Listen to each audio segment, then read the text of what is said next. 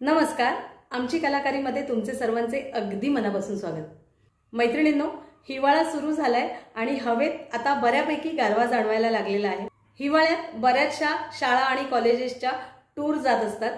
तर असंच माझ्या लेकाची सोहमची देखील स्टडी टूर जात आहे कुलू मनालीला. कुलू मनाली म्हटलं की आपल्या डोळ्यासमोर येतो बर्फ. असंही कुलू मनाली थंड हवेचं ठिकाण आहेच, पण ह्या मोसमामध्ये तर तिथे बर्फ आपल्याला अवश्य बघायला मिळतो. अशा थंड हवेच्या ठिकाणी तो टूरसाठी जातोय, त्याच्यामुळे त्याच्या शरीराची मला खूप काळजी वाटते.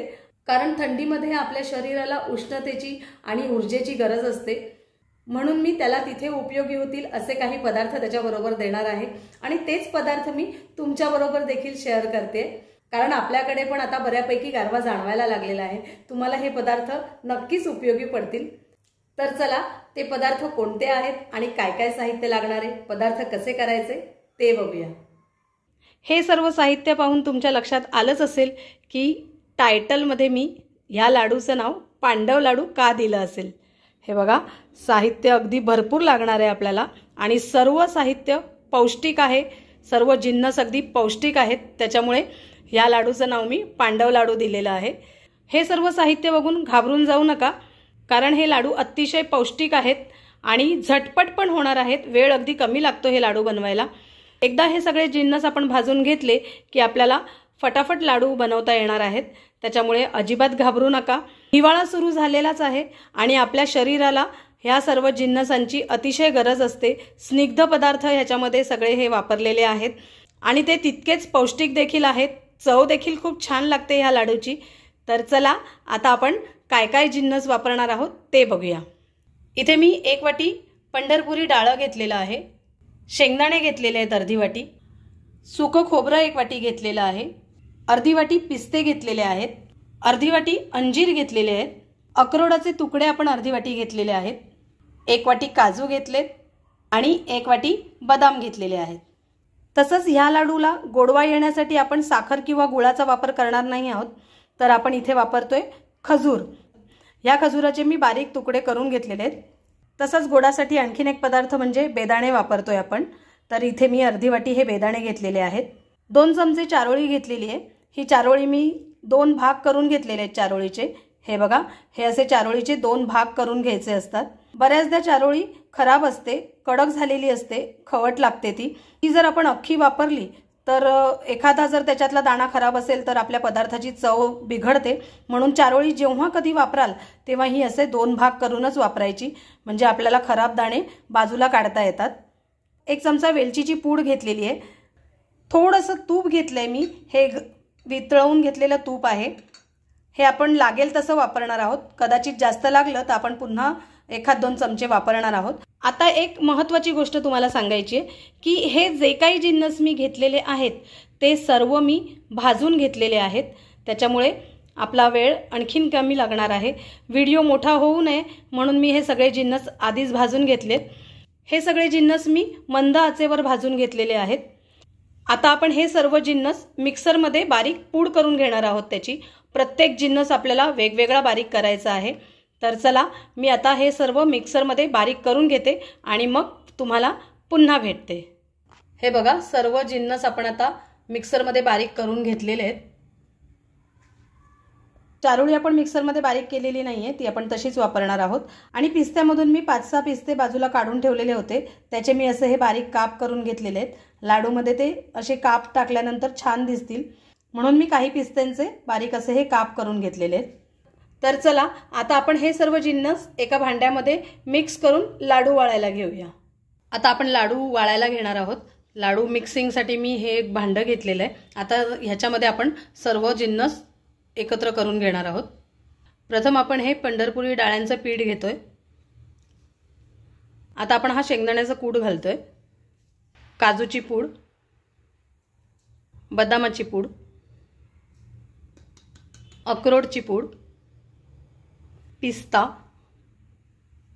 मैत्रिणींनो, आपले लाडू एवढे जबरदस्त होणार आहेत ना, एकदम शक्तिवर्धक असे हे आपले लाडू होणार आहेत.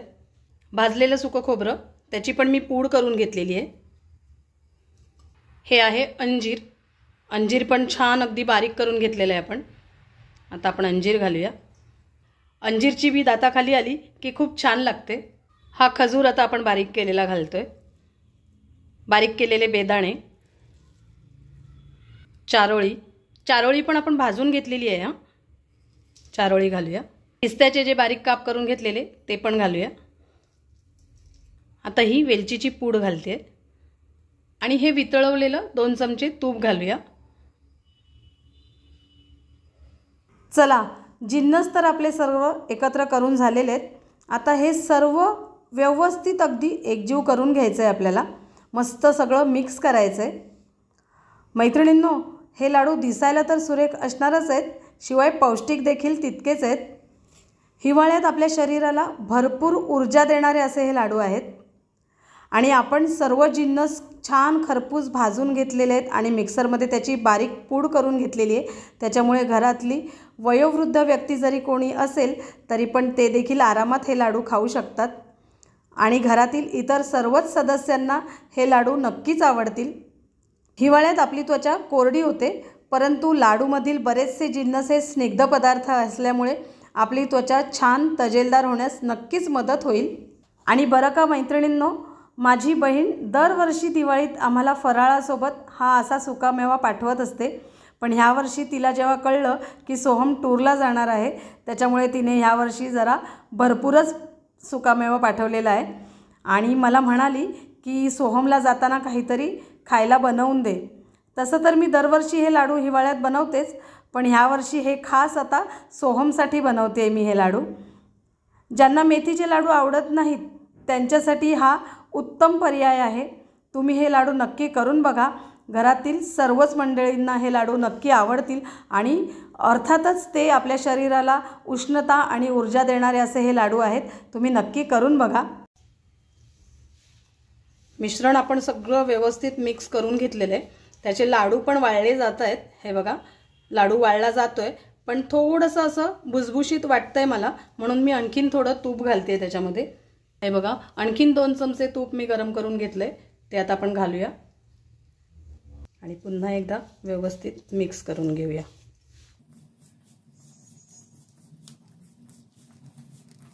हे बघा, सर्व जिन्नस व्यवस्थित मिक्स झालेले आहेत, मिश्रण आपलं तयार झालेलं आहे।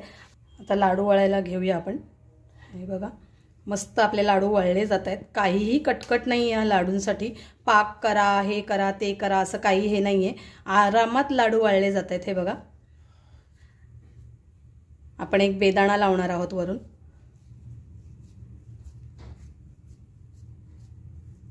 अगदी सोपे आहेत हे लाडू करायला।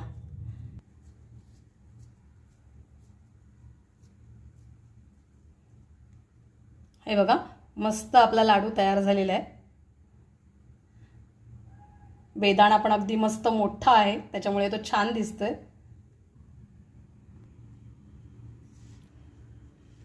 आणखीन एक लाडू दाखवते मी तुम्हाला करून।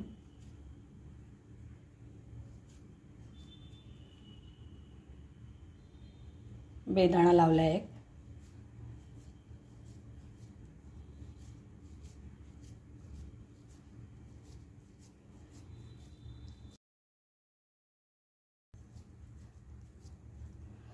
अतिशय पौष्टिक, आरोग्यवर्धक, शक्तिवर्धक असे हे लाडू आहेत।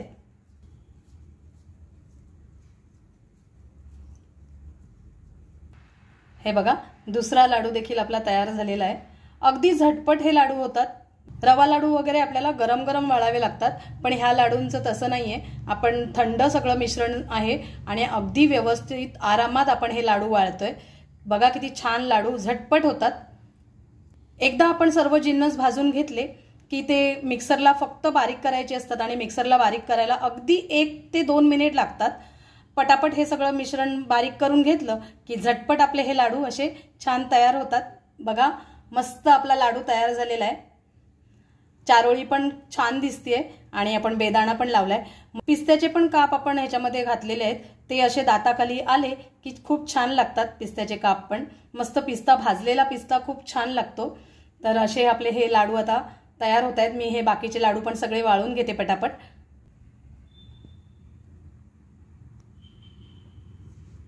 चला तर मग मैत्रिणींनो, भरपूर सुक्या मेवाचा वापर करून आपण तयार केलेले हे पांडव लाडू बघा किती छान दिसतायत।